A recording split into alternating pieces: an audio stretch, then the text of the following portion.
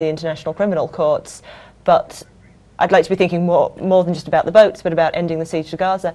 And I think really people can simply ignore the authority that Israel has taken and take direct action themselves, and the international community should just be ignoring Israel.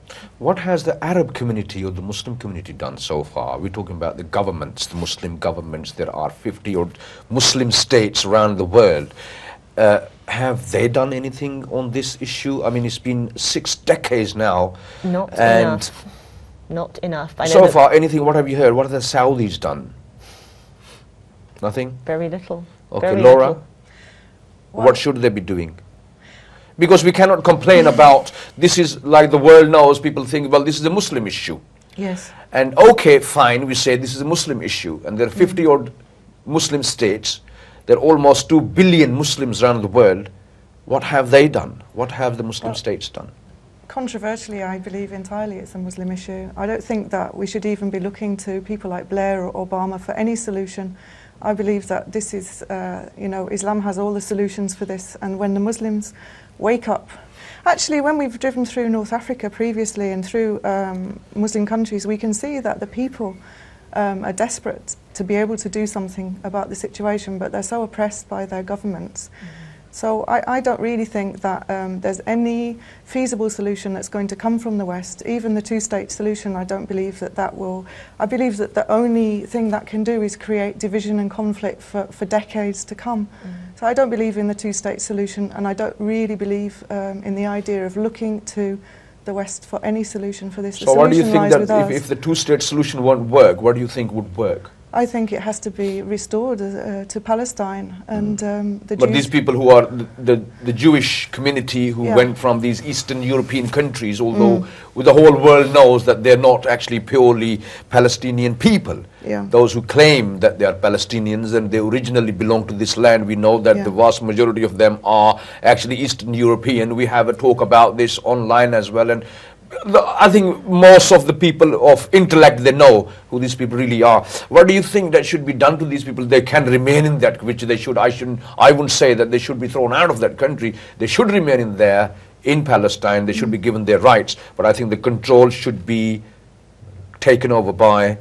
Well, I think the majority of those people have dual nationality anyway. They hold 2 passports. 80%. 80% of Israelis have a second nationality. Right. Yeah, that would be their choice then.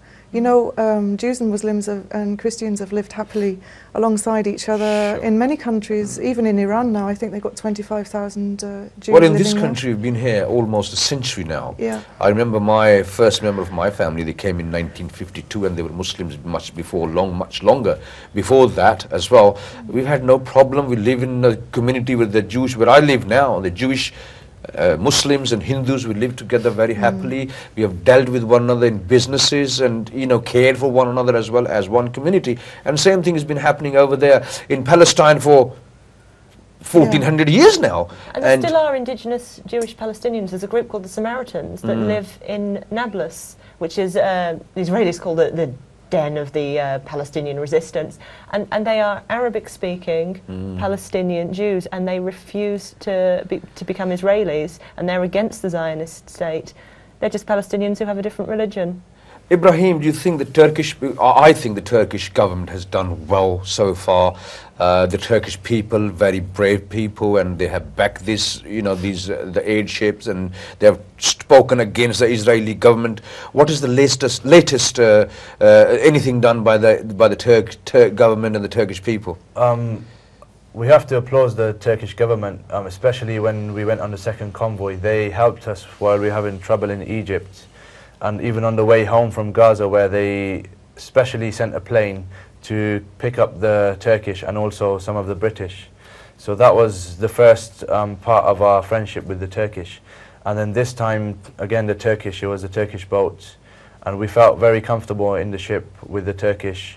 And also, on returning from our experience, we stayed in Turkey. They helped us with our hotels, they helped us with our flights. And Erdogan has just recently visited the injured, and he also said that the next aid flotilla, he will be on this flotilla. And in reply to this, the Israelis said they will not board the boat, but they will sink the boat.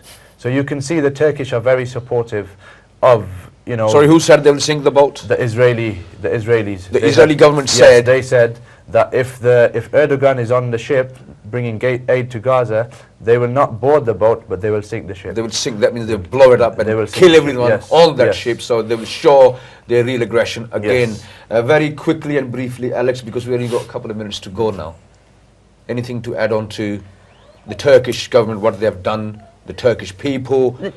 I was on a boat that didn't even come from Turkey, and I worked with the Free Gaza movement, and they were our coalition partners, but I hadn't worked with them directly until they became wonderful hosts and took us from Israel, put us up in a hotel and flew us home for free. They were wonderful hosts, and the Turkish people were incredible. They lined the streets to support us coming in, and that was an incredible contrast after the contempt and humiliation we'd had at the hands of the Israelis, not just during the military operation to take us, but all through our detention. Laura? The Turkish people are very strong.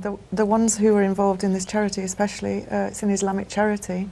I was in prison with the widow of one of the men who died on the ship, and mashallah. When you said you were in the prison, sorry, you said you were in the prison? Yeah. You were imprisoned? Yeah. Yes. How long in Israel, for? 2 days. 2 days? 2 nights we slept there, okay, yeah. so you met this widow very quickly. What She was with us, yeah, she was actually with her husband when he died. He was shot on the boat. And in prison, she was an inspiration for all of us, because she did cry some quiet tears, but she was very, very strong, mashallah. So whenever I felt like crying, I just remembered her situation, and it kept us strong. So they're very strong people. May God bless them and give them more strength. Well, that's all we have the time for, inshallah. Hopefully we'll bring you some more update to this situation. We're going to have some new guests who were on board this ship. Inshallah, we're going to try our best to bring you more information on this situation, and around the world as well, where innocent people, weak, unarmed people are suffering, not just in Gaza, but many other countries as well. At the moment, we're just talking about the Palestinians who are being oppressed by the Israeli or the Zionist government. Unfortunately, thank you very much, Ibrahim. Thank you very much, Alex. Thank you very much, Laura. May God bless you. I know that you all went out there to do something good for the people, but then you ended up facing a lot of difficulty for yourself, and God will reward you for all that, inshallah. Thank you very much. We will be going again. Inshallah. Thank you very much. Thank you. And thank you, viewers. You take good care of yourself, and may Allah Ta'ala protect you. Until next time, Assalamu alaikum.